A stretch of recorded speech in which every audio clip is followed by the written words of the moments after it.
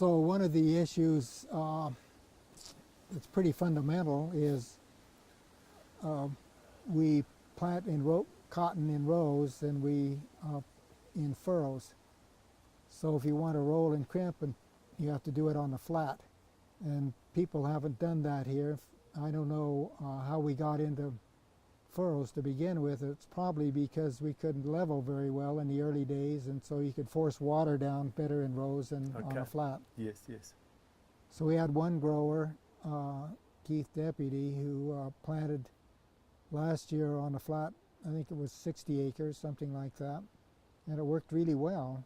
Okay. And so from here to El Paso, nearly every field is planted on a flat. So Yeah. things will take off fast once we get it to a tipping point, I guess. Yeah, okay, so this is again the whole kind of, every farmer wants to be the best farmer and wants, Sure. so he's watching, but some farmers are not, are quite risk averse and are waiting for someone else to try it. That's So right. what do you find the most successful way that we have for farmers to adopt something that might be beneficial, like just sort of embrace this whole thing of soil health? Yeah, I guess I sort of favor one-on-one approach. I don't go to meetings anymore, and I don't want to confront the big chemical companies, so I think if we can get a core of small growers who are happy with results, the word will spread pretty fast on its own, and I sort of like that approach, I guess, best. Okay, all right. When you talk about sustainability, help me understand what you mean by that as well, both in the short term and in the long term. What does that look like? Yeah, well, it's not using soil amendments or chemicals in any way, but having a sustainable environment so that you're doing you're maintaining the plants in a natural way. So it's a cost-effective way and a non-polluting way. Okay. What does this mean for the bottom line of the farmer? Well, we ran a test. I did precision ag for a few years, and we ran a test then with an organic grower and a precision approach and a conventional. And we got a lot of data out of that, and it was blessed by an ag economist.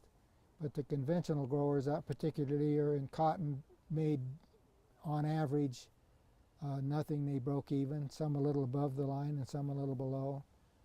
A precision, they made about $300 an acre, and the organic grower made about $600 an acre.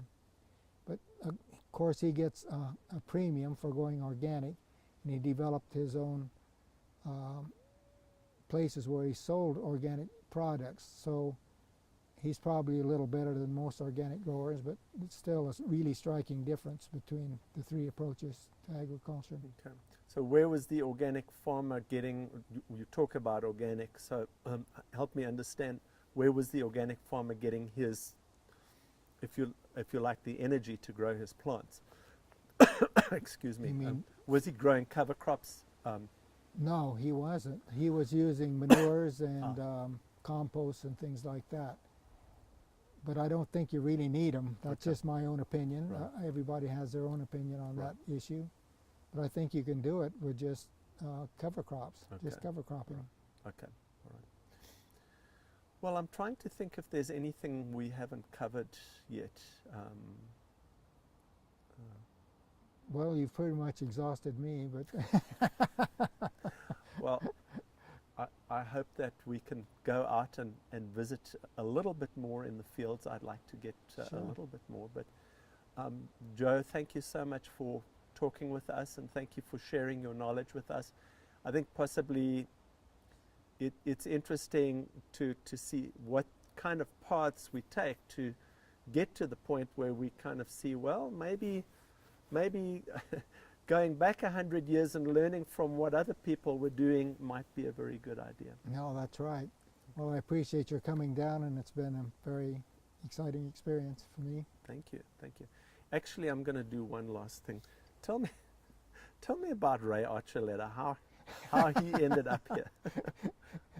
Well, his family's native New Mexican, and he went to school here. And I think he was an agronomist, but he took either that or entomology. He don't was an remember. agronomist. He is Yeah, an agronomist. I think yes. so. So I don't know that I had him in class, but he was around a lot, and he's a very dynamic sort of guy, and you know, I've always related good to him. I like him, so that's kind of the history for him. So it's like coming home when he comes down here. Yeah. And it seems like the two of you found a lot to talk about when it came to soil health. We hit it off perfectly. So, but he, you know, he was trained more in conventional agronomy and sort of went off in the sustainable approach, and probably had to learn what he knows about agronomy on his own, and so did I. Yeah. I can remember agronomists when I was an undergraduate saying, you know, you can't build organic in desert soils. Well, we know we can now. It's a matter of how you do that. Wow. Any other myths that you might have remembered from? Well, that's the one that really stuck in my mind. Yeah. And I called the Yuma experiment station when I realized what was going on here, because they've been using Suspania for at least 50 years, I know of, the vegetable growers who go out in the summer and then they grow vegetables spring and fall. So they do it to improve the soil. So I asked them, what is the organic matter in those soils? And they said, well, about 0.7%. Well, hell, that's what our soils here that are grown conventionally. But I think the clinker there is that they put a lot of nitrogen and artificial fertilizers down, and they burn up the organic matter. Right. So they're not really getting all they should be getting out of Suspania. Okay. Okay. Well, Joe, thank you so much for spending some time with us. And Yeah. we'll exhaust you a little bit more when we go out in the field. Okay, my Thank you. pleasure. Thanks.